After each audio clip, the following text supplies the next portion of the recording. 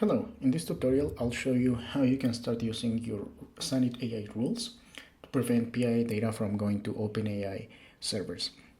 We have two rules, the ones that we loaded by default, and these are a Visa card detector and a US phone number detector.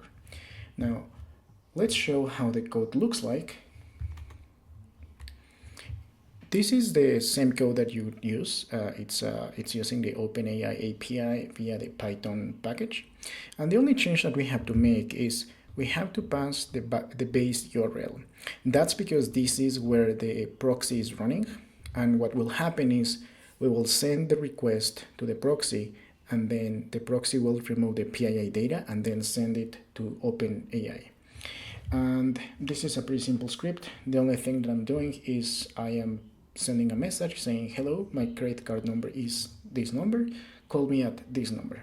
And we don't want this sensitive data to go out to OpenAI. So we'll show how this works. Let's show the terminal. And at the top, you see the server logs. And at the bottom, you see another terminal where I'm going to execute the script that you see on the left. So let's run it. Okay, so the response from the OpenAI API is that it cannot do anything with this personal information, which is suggesting us that it knows that it got some personal information, but it doesn't know what to do. That's expected because our command didn't specify anything. It just leaked personal information. But let's look at the server logs so we can understand what's going on.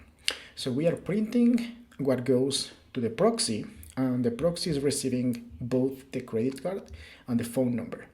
And then it anonymizes the request, and instead of sending the actual credit card number, it sends Visa card.